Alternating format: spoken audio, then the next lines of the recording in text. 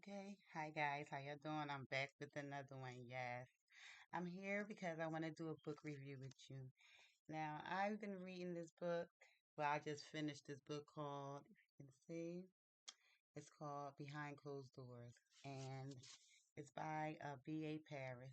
Okay. And this book right here is it's it surprised me because when I was reading in the beginning, I was reading, I'm like curious what's going on. And by the time you get in the middle of the book, you really like, I guess, like in the middle of the whole, like, horrible act of this. Well, I'm gonna just let you know that it was in the ending, it was, it was like breathtaking, really. It was just like, you know. But let me tell you about this book right here. Okay, so it's about a married couple, Grace and Jack. Now, let me tell you a little bit about Grace. Now, Grace is a only child, and for a long time, and then I guess when she was about 17 years old or 18, her mother became pregnant with her little sister Millie. Now, her parents didn't know if they wanted to keep that baby or not. And they were just because they were so older now, and they really didn't even want any children, but they decided that they was going to actually abort her, but Grace convinced them otherwise. So they wound up keeping her and whatever, but come to find out when she was born, she had Down syndrome. Yes. And so that was like yet another blow to the parents because that was something they didn't want to deal with, and they was like, "Well, we just going to put her away." But Grace was like, "No, this is my little sister. She always wanted a sibling." She's like, "No, no, no. I'll help take care of her." So Grace pretty much raised this little girl, changed her pampers, fed her, and things like that. She even got a job and took care of Millie, and also found a great school for her to attend. So Grace, that she found a good job where she traveled and whatever. And while she was on her travels, Millie was at her school. And so, they was she pretty much raised her, and like I said, they had a perfect relationship. Now Millie, I guess, was about now she's about 17 years old, and one day they in the park, because every weekend, Grace would go get Millie and they would spend time together. And one thing that they loved to do was go to the park and listen to a band. And while they in there listening to the band, Millie gets up to dance, and and everybody's just looking like what she's dancing for. But she's like, that's how my sister is. She's like a really free spirited, and then with her Down syndrome, she really don't care about what people think. She's just dancing and enjoying herself. And so some people behind her start to snicker and this and that, and she could feel like I guess their feelings towards her of dancing and whatever. So what happened is it was a guy there, a man named Jack, and he seen that it was getting a little awkward and whatever, so he went over and he like bowed towards Millie as to say, "May I dance with you?" And Millie like, "Yes." And so they get out there dancing, and Grace liked that. She said, "Oh wow." Oh, isn't he such a nice guy for doing that? So he's dancing with Millie, and everything's perfect. But she said prior to that, she really didn't find wasn't haven't found a really serious relationship because of Millie. And every time she explained to the men that she was involved with how she take care of her sister who had Down syndrome, it used to be okay until they actually like meet her and have to be around, and that was like a little more than they bargained for. So they wind up leaving. And so she never really had a serious relationship or anything like that. So, but when the guy did that, she was like, wow. And then he was just so charming and was like, no, and so she was like, wow, he's a really nice guy. And she had noticed him once before and seen how, he was a very attractive man, and she was attracted to that and the way he spoke and just his kindness towards Millie. So she was like, yeah, he could be a potential boyfriend. I just hope that he's not married. And come to find out he wasn't married, and he asked them both out, would y'all like to go get a cup of coffee? And then slowly but surely they got to know each other, and every weekend they would go on different excursions and things like that, maybe to the movies or something like that. And he was such a great guy. And then one day he said, I would love to meet your parents. And she like, oh, you would? Why? He said, oh no, I just want to know, yeah, what Like, y'all so great and wonderful. I just wanted to see the parents that raised y'all and meet y'all because I would like to get to know you and your family a little better, you know. So they said like, oh sure. So the parents was living not too but in another area, I guess the country or whatever, and they wound up hooking up. I think it was New Zealand. They was the parents was staying in, and so they went to meet up with the parents and went over there to talk to him, and he was like, yeah. So when they leave, he says to Grace, I wanted to speak to your dad because I wanted him to give me his blessings to ask you to marry me. And she like, and it's like 6 months later, and she like, wow. Oh, and she said she was kind of curious, like that. My father just gave you my hand and said yes without even knowing you.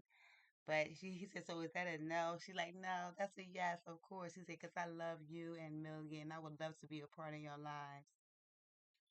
And she like, wow, okay, this is great. And so he was a lawyer, like a big time lawyer. What he used to do is he used to defend battered women who was abused, like in their marriage, like wives who were battered by their husbands and wanted to seek a divorce. He was that kind of lawyer and whatever. So she's like, oh, he's just perfect. He helps the women and he loves Millie and he's just great for me. And he's showering her with all these gifts and things like that, showering Millie with gifts and really just being that they beck and call and just, really being attentive and just being perfect, really. And so he said, yeah, so when we get married, um, I'm gonna require you to be home and because you traveling and with my cases, we will barely see each other. So I'm hoping that maybe you can leave your job and be a stay-home wife, because I would love to come home and see you there and being there, and then you could devote most of your time to Millie, and she could come stay with us, and she don't have to be in the school. And she's like, oh, okay, that's fine, because she's willing to compromise because this guy is just so awesome. So she winds up leaving her job and everything. He said, so what house do you want me to build for you? I mean, any house of your dreams. What you want? And she just telling him all the things that how would she like her home and house to be. And lo and behold, he actually builds this house for her. Yes, yes. I mean, he just seemed like such an awesome guy. So he builds this beautiful home for her just the way she wanted with the garden and things like that, and a beautiful um window, a circle window in the middle of the home. Face outside so all the sun could come down and pour into the home. They have about 5 bedrooms, a basement. It's a beautiful home. He got this beautiful gate around it. You know what I'm saying? It's secluded. So she like, oh, this is great. So the day of their wedding, they speaking about the wedding, like what kind of wedding they had. Something small with just close friends is good. And I'm gonna have Millie as one of my bridesmaids or whatever, right? So he's like, Millie, no, I don't think that would do. And she's like, no, no, it will, it'll be perfect. And Millie like, yes, I want to be a bridesmaid. And he like, are you sure you can handle that, Millie? And she like, yes, yes, I can. And he's like, oh, okay, cool, all right, let it be. And so the day of the wedding, they walking up the church steps, I guess, or wherever they getting married. They didn't say, I don't know if it was a church or not, but they walking up the steps and then all of a sudden Millie falls down all the steps and actually is like knocked unconscious, breaks her leg, and she like, oh my goodness, what are we gonna do? And the ambulance come and take and she's like, yeah, I think we just gonna have to call it. He's like, I think we're gonna have to call off the wedding, so we go to the hospital, make sure she's all right. And the mother's like, her Emily, Grace's mother is like, um, no, I guess she'll be all right because the paramedics they checking on her and whatever inside the thing. They say, oh no, she's fine. She comes to. She just got a broken leg, and we'll go to the hospital so you could go ahead and get married. And she's like, are you sure? No, I don't. I think Millie will be upset because she really wanted to be a part of this, and this and that, and she like he's like, yeah, I can understand that if you want to just postpone the wedding, this and that. And all the guests was there. She said, look, and she just looked at all the guests and everything they and the fact that they had all the plans and they supposed to be leaving to go on honeymoon right after and this and that. And so The mom said, "Go ahead and get married. I'm gonna take care of Millie, and you'll be fine." And she's like, "Oh." And she's contemplating whether or not she should still get married or not, or just go ahead to the hospital with Millie. But then they convince her, her friends convince, "Go ahead and get married. She'll be fine. Your parents are there. Go ahead." And so she said, "Okay, we're gonna go on with the wedding." He said, "Are you sure? Are you sure?" He said, "We could postpone it." She was like, "No, no, I'm sure we could go ahead on with the wedding." So they wound up getting married and whatever. And she said, "Yeah." And right after that, they left to go on a honeymoon. So I think they went to Thailand for their honeymoon. Yes. And so they up in the hotel and whatever. They just arrived, and she's like, "Oh, I just can't wait, really, to get with him and this and that." And because prior to that, they only slept with each other once. So she's like, "Yeah, I can't wait to the wedding night so we can really be intimate and this and that." She's a romantic. So she said, "Okay." So she goes take a nice hot bubble bath, and she just doing all the things that she need to do to prep for this beautiful night that she's about to have with her now husband. She comes out and he's nowhere to be found. She's looking all over for him. She can't find him. She done went, got put her clothes back on, went downstairs, asked the guy right in the desk, "Did you see him?" And he's been gone for hours now. She's calling him. He's not answering. She calls him again. He turns off his phone. She like, "Oh my goodness." So she sends him a text message and this and that. And then he winds up texting her back, and he texts her something rude like, don't be frantic. Just relax. Everything's fine. You know? So she like, "What?" And so she like, "Well, what's going on? Well, where is he?" And so he never came back that night. He stayed out on their wedding night. He shows up. He said, "Listen, just get ready because tomorrow." No, they wasn't in Thailand. They was actually at the hotel that they went to after the wedding to get ready to go on a trip to Thailand. So he's just telling her, be ready outside with your bags and stuff so we could go ahead and get on the plane so we could go ahead to Thailand. And she's like confused, like, "Well, where he's been all night?" And this and that. So she's like, "Okay." So she just get dressed. She gets her bags and whatever. She's struggling with her bags. She gets down there and she's like, and the guy in the hotel asks, "Do you want to wait inside? Because it's very cold outside." She's like, "No, I'm going to stay outside and I'm going to wait for him." She goes out there and she's sitting in the cold waiting for him. And then he's late. He doesn't even show up. She said, "Be ready like at 11:30." She's out there at 11:30. He don't show up till about 10, 12, 12:30. And so she's out there freezing and whatever. And he pulls up. He's like, "Yeah, get in." And whatever. He had put the bag in the back and whatever. Like, get in. She's like so distraught and upset. She don't know what to say to him. You know what I'm saying? But that was a red flag to me. I would have been like, "You know what? Hold up. You disappeared on our wedding night." Like, when so she wind up calm down, and once she gets warm, she asked him like, "Well, where did you go last? What happened last night? Why did you just disappear?" He said he ain't even answer. He just ignored her. Really, he really did.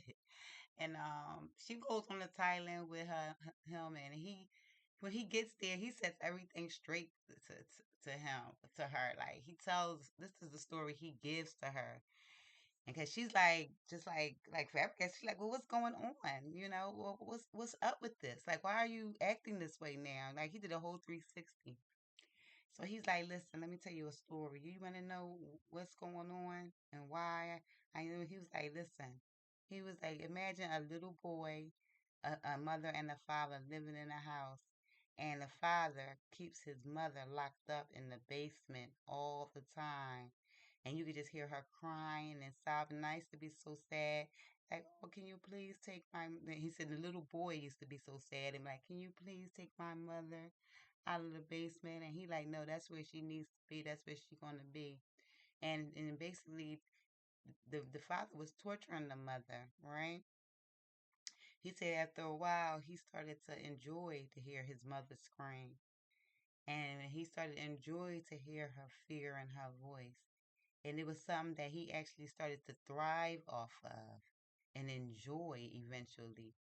And then sooner or later, he went down there, and because she had stopped sobbing and crying and this and that and just dealt with it. And he said, and I couldn't enjoy that. He said, so I went down there and I just started, well, not him, but he was saying the little boy went down there and just started hitting his mother and hitting her repeatedly, repeatedly, just to hear them screams and them cries, because he enjoyed it. He fed off of it. He said, lo and behold, when his father, when the father came to stop the little boy, she was dead, and so they just buried her in the basement and just went on with their lives. But the little boy knew that that was something that he enjoyed and he always looked forward to and wanted to get into. So, and she was like, "And who's this little boy?" He said, "Well, this little boy grew up to be a man, a great man, a great lawyer who protect the women." And she was like, "So you're a little boy?" He was like, "Yes, I am." He said, "And that's what I have planned for you and Millie." She said, "So you're gonna beat us to death and kill us?" No, no. I just want to feel your fear and feed off your fear. Yes. Yes. So she like, "No, no, you can't do this." He tried to escape. She pulls him. She pulls him and say, "No, you ain't going nowhere." It was deep. This book was deep, and he did a lot of little things and whatever. Like they listen, they had dinner like with his friends, introduced him to his friends, and my whole thing is, I felt as though she could have done more to try to escape from him, but she was so in love with him at first that she just was like, maybe he's going to change, maybe this is not real, maybe this is fake. When they was in Thailand, he locked her out on the balcony so she couldn't escape, because when she did leave the room, once he left her there and he told her to stay in that room and don't leave, he was going out. When he left to go out, what was crazy is she just assumed that she was locked in that room. But when she realized that the door wasn't locked, she go down and she tells the manager to call the police, call the embassy. She needs to leave here, and her because her husband is a evil man, and this and that. He killed his mother, and he plans on killing her. But he been going to that place for years, and they knew him very well. His name was Jack Angel. Mm. He gave his name. He changed his name and everything to Jack Angel.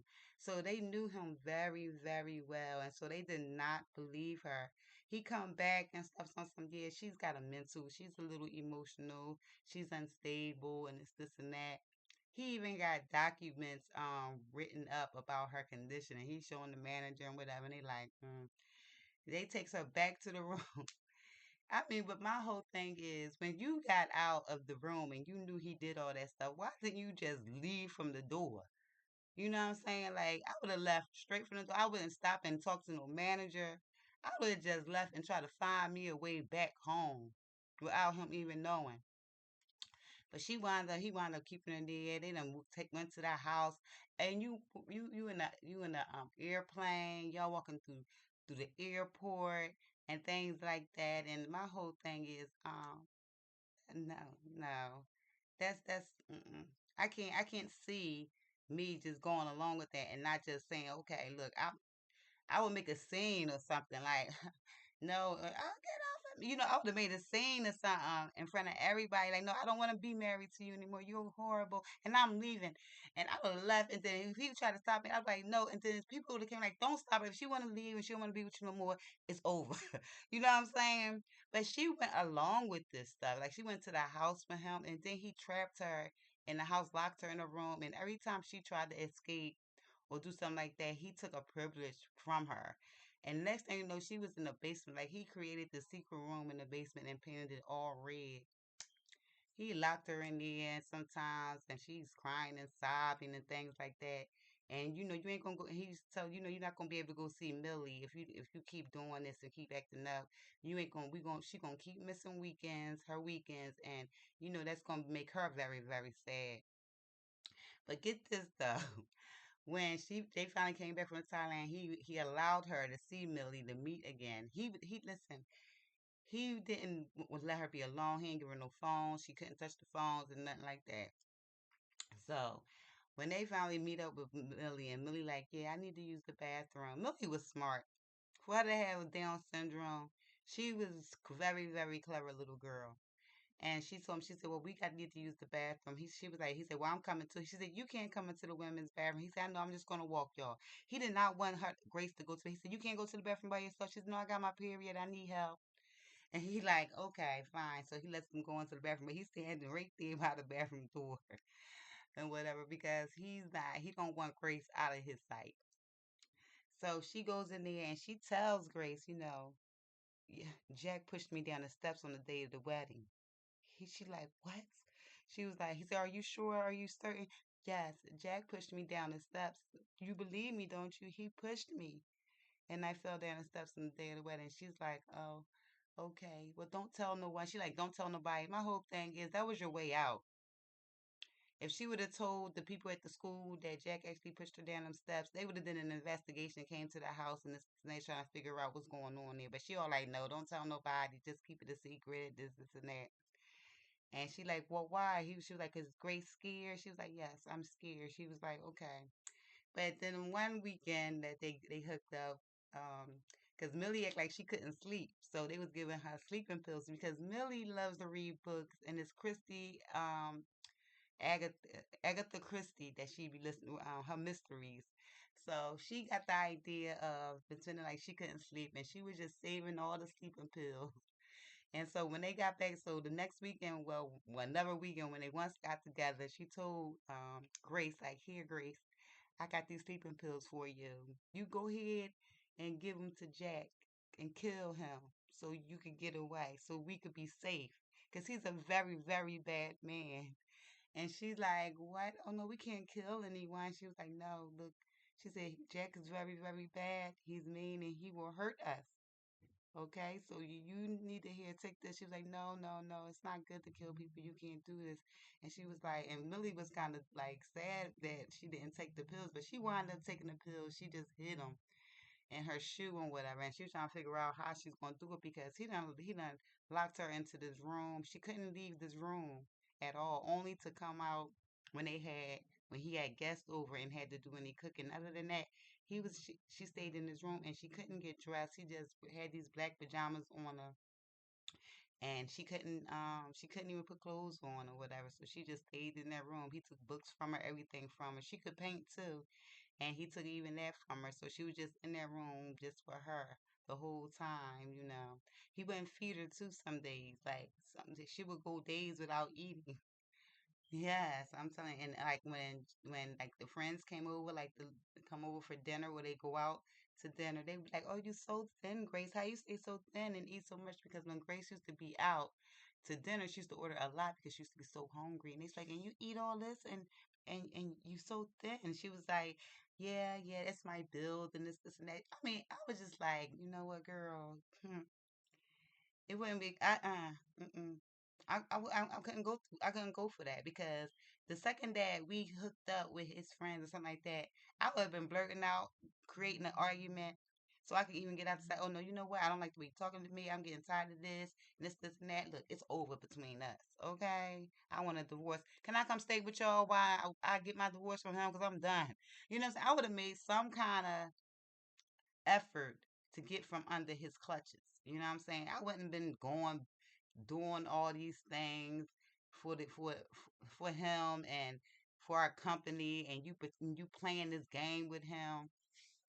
No, no. But in the long run, she wound up doing crushing them damn sleeping pills up and finding a way to get them sleeping pills in him. Yes, he found a way because he was planning on putting Millie in that room in the basement that was painted all red. Got her painted all these little like the women who were abused by their husbands. He brought their pictures to Grace, and he was like, "I want you to paint these women with all these bruises and stuff on his face." And he put them up on the wall in the red room. That was gonna be Millie's bedroom. He was a mess. Let me tell you so.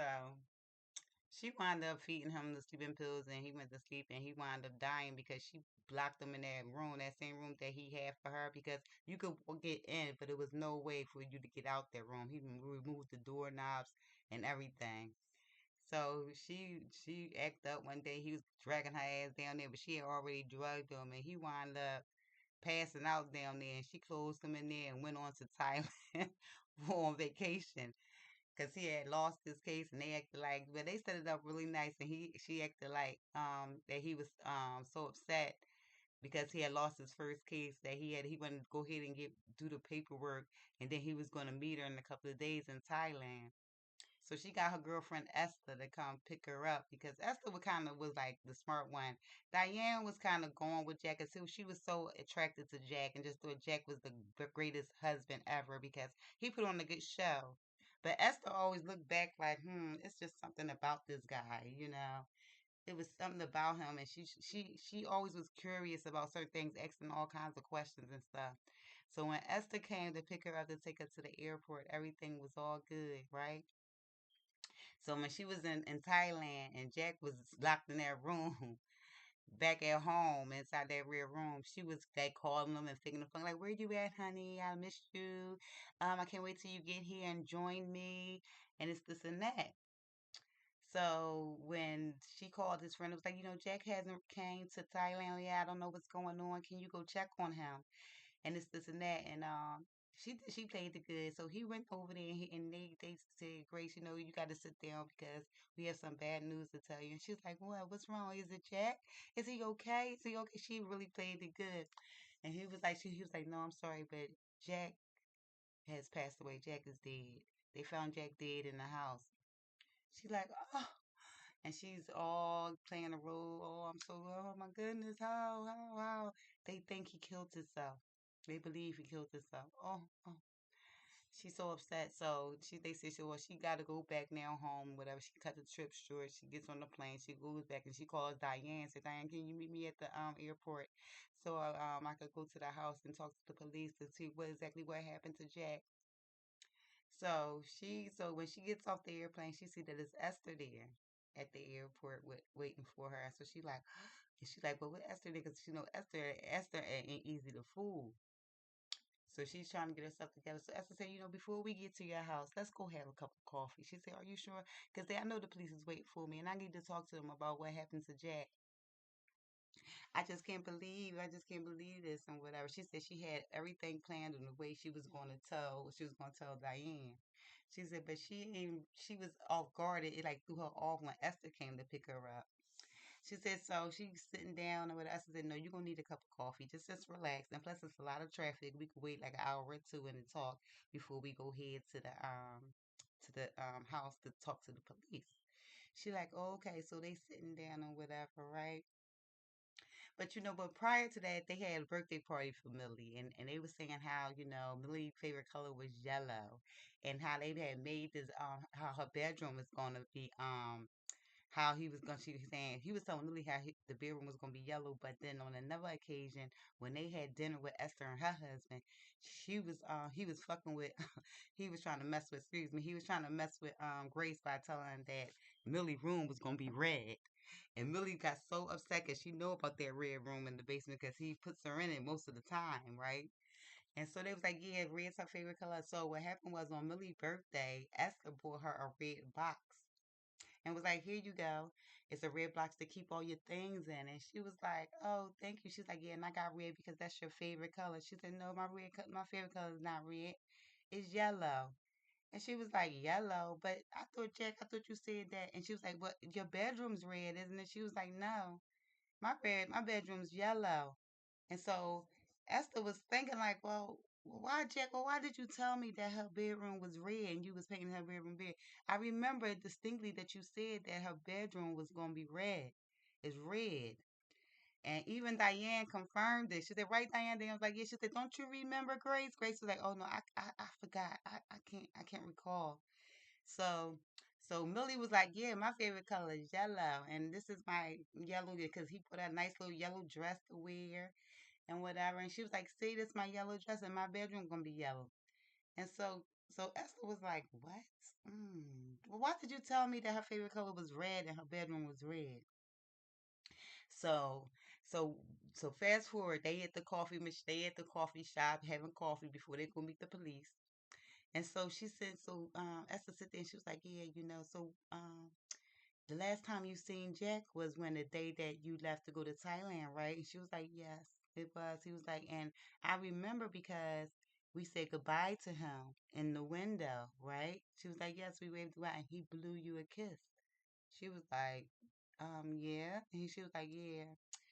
She was like, and everything was great. And I wonder why would Jack kill himself? He was a great lawyer and this and that. Maybe it was because he lost that case and felt as though his career was over. Huh. She was like, yeah, I guess so. That would be a reason why he would kill himself. So she was like, yeah, and she said she was trying to figure out why was Esther seemed like she was trying to help her. Like, did she know something? So she asked her, she said, did you talk to Millie? And she was like, no, no. She was like, but what I do remember is, the room that they found Jack in, you know what happened to Jack? She was like, no, not really. She said, well, Jack didn't die from the sleeping pills he had took to try to kill himself. She said, oh, he didn't? She was like, no. She said, what happened was, you know where they found him? I said, no. She was like, no, I don't. Where they found the Grace? Like, no, I don't know where they found it. So I'm going to go to the police now to get all that information. She was like, well, they found Jack in the basement in this room that was kind of like a secret room down there. Did you know about this secret room? She was like, yeah, I know about the room. She was like, and it's painted all red. And my husband said that when they found Jack in it, that it was pictures of horrible pictures of women who's been abused and battered and beaten up severely. She was like, it is, but I never seen the picture. She was like, oh, he must have put them up. She said, because I only been down there probably once. She said, oh, they must have put them up after you seen the room because you said you only seen it once, right? Yeah, yeah. Because I ain't never go back. I never go down there. And she was like, oh, okay. She was like, yeah, but did you talk to Millie? Like, how do you know all these things and whatever? She was like, well, um, when we was out to dinner and Jack told me how Millie room was red. And she was like, yeah. She said, so you're going to be fine. We're gonna go talk to the police and everything's gonna be okay. Did you get it? The ending was perfect. I don't know if I spilled it out the way that Arthur did it, but it was so perfect. Like Esther was up on everything. She was smart, she was clever, and she said, "Yeah, that's the red room you planning on keeping Millie in it. You's a monster. Yes, you are a monster." Esther dug it. She dug it, and she was like, "Yeah, I'm on your side with this thing." Yeah, he's getting what he need. He's getting what he got exactly what he deserved because because prior to that he had bought Millie a little puppy called Molly, and before they went to Thailand, he told Grace that that he put the puppy in a room and had a picture of it and everything. He said, and he'll be fine. But come to find out, he said, because I'm gonna hire a housekeeper to stay at the house to keep the house while we're gone for 2 weeks. But come to find out, he told Grace there wasn't no housekeeper. So and if you read between the lines, I mean that puppy sat in that room all by itself. When they got back from Thailand, she had to bury that puppy. He took it down there, gave her a place back, said you better go ahead and take care of that. But the puppy was dead. And she had to go and bury that puppy. Like he did a lot of things. Yeah, check this book out, guys. If you like a little crazy movie or crazy book like that, yeah, this is something for you because yes, yes. I just couldn't believe it. I said to myself, wow. Ah. And he eventually suffered the same thing that he had planned for Millie and did to Molly and was doing to Grace. Yeah. He created that prison for them, but ultimately it was a prison that he ultimately died in. Yeah, because he couldn't drink. He died of dehydration. Yes. After taking all them sleeping pills, it wasn't enough to kill him, so he woke up, but he couldn't get out the room because it was made so you can enter, but you can't get out unless the person on the other side gets you out. So yeah, he wound up dying, guys, of dehydration. That was the book. It's pretty good, right? Yeah, it was a pretty good story. But like I said in the beginning, I was just like, girl, why are you going through this stuff with this man? You know what I'm saying? It's just create your own terror or your own, you know what I'm saying? Just create a whole argument when y'all out at dinner or something like that and just tell them, look, I don't feel good. I don't want to go back with Jack. Can I stay with y'all for a few days? That's all you had to do. I would have did that actually going along with it that long. You know, listen, she was in his captive for about 15 months because when Emily was turning 18, she was gonna come stay with them, and that was the room he was gonna keep for her because he said he wanted to feed off her fear, and he loved that. That's one thing that he did was he that was his thing, feeding on fear. He said it made him feel amazing. Yes, he loved the smell of it. He could smell the fear. Yeah, yeah. All right, guys, that was my story, and thanks for joining me. And I want to thank everyone who subscribes to my channel, who likes and comments. Peace. Love you.